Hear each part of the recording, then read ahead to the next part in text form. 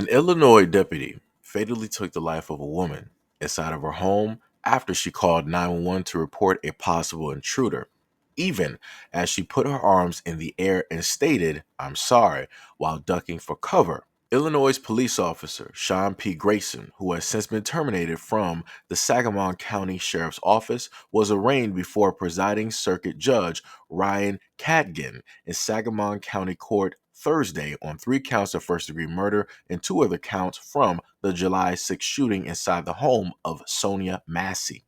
Grayson pled not guilty to all 5 counts.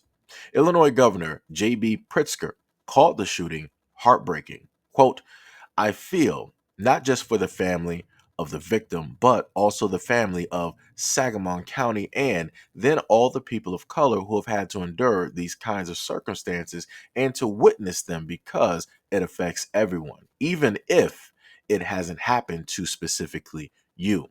The fatal police assault on Massey, a 36-year-old black woman, has garnered national attention and spurred community protests, including one that drew about 200 people to the Springfield NAACP building on Wednesday. Renowned civil rights attorney Benjamin Crump, who has been retained by the family, who applauded Cadigan's denial of bail. Quote, "Today's decision by the judge to uphold Deputy Sean Grayson in custody without bail marks another crucial step in the pursuit of justice for Sonia Massey's family, emphasizing the gravity of the charges and the severity of the officer's actions. Sonia's death has been extremely shocking and devastating for her family and community. We hope that this officer continues to be held accountable for his deadly actions in order to restore trust and rebuild faith within this grieving community." Grayson, a 30-year-old Riverton, Illinois resident, has been with the sheriff's department since May of 2023 before being terminated by Sheriff Jack Campbell on Wednesday. Campbell stated this: "Grayson did not act as trained or in accordance with our standards, and his actions do not reflect the values and the training of the Sangamon County Sheriff's Office or law enforcement as a whole." According to charging documents, Grayson drew his 9mm gun and threatened to shoot Massey in the face. Grayson aggressively yelled for her to put down a pot of boiling water. As Grayson drew closer to Massey, he fired 3 times at about 1:21 a.m., striking her once in the face. Grayson had not activated his body-worn camera until then, though another sheriff's deputy, who has not been named, had his activated after arriving at Macy's house. The document stated that Grayson instructed the other deputy not to retrieve a medical kit from the vehicle because of the severity of Macy's injuries. The other deputy did render aid and stayed with Macy until the ambulance arrived. Macy was deceased of a single gunshot wound, according to the Sangamon County coroner, Jim Alleman. Campbell stated that the investigation was turned over to Illinois State Police after he was notified on July 6th. An expert in the field of use of force reviewed the body camera footage as part of the state police investigation and concluded that Grayson was not justified in the use of deadly force. The expert likened the scenario to an officer intentionally and unnecessarily putting himself in front of a moving vehicle and then justifying use of force because of fear of being struck.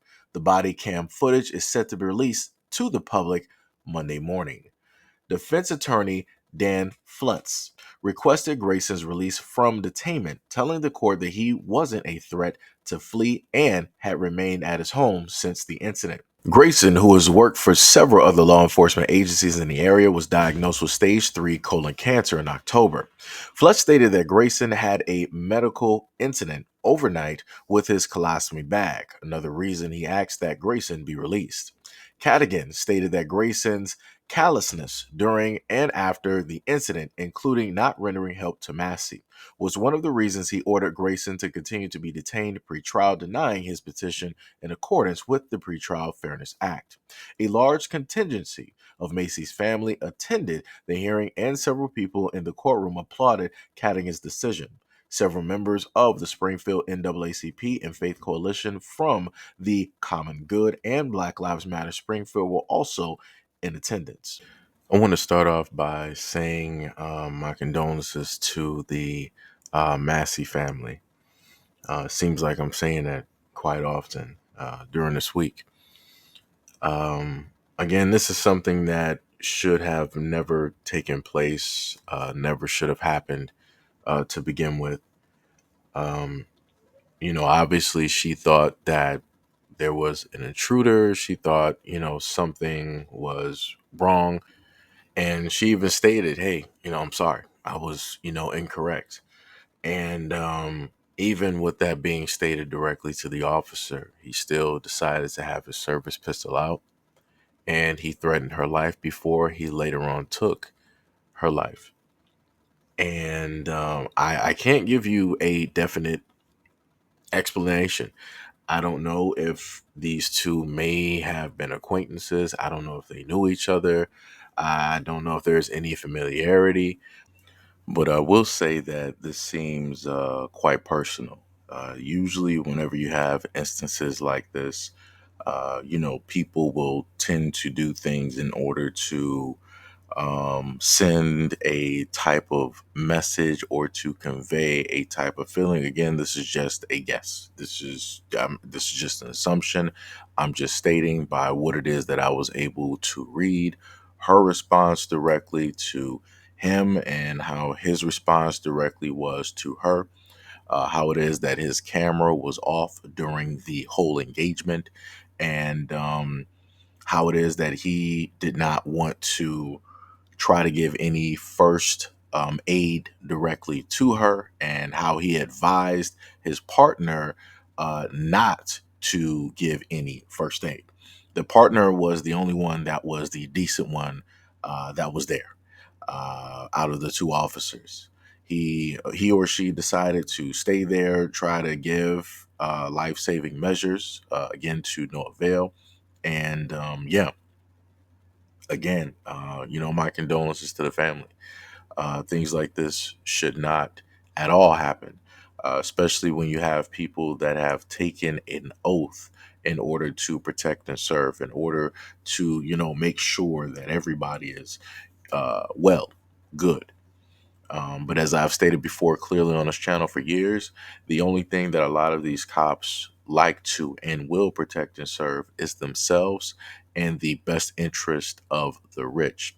And that is clear cut at full fledged display at this moment in time. And then on top of the fact that he pleaded not guilty to every single charge. And not only that, but his lawyer is trying to convey to the judge that, hey, my client is not a flight risk. He's not going to run anywhere. He's just going to stay directly on house arrest.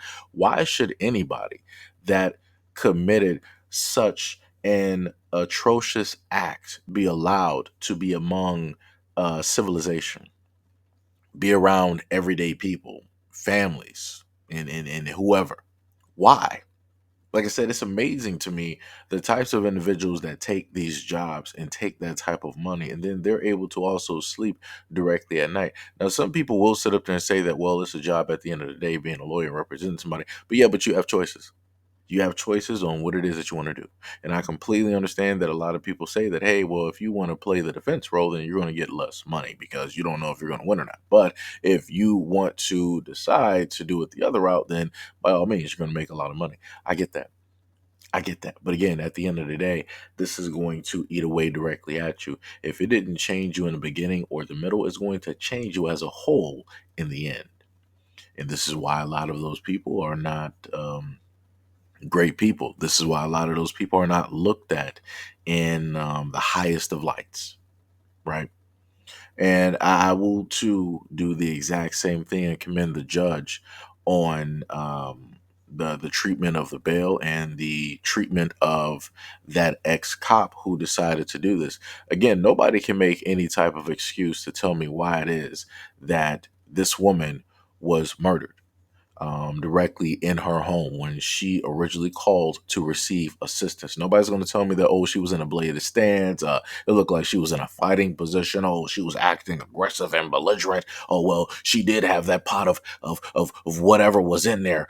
The officer couldn't have known what it was. It could have been a chemical. It could have been an atomic item. It could have just been anything, right? Because people want to try to give a reason in order to validate every single time why it is that cops can do this. Well, at least in an arena when it deals with people that look like her.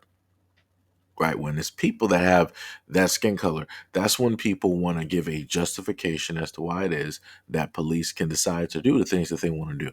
But when it's anybody else, now people want to empathize and sympathize with the family and the victim.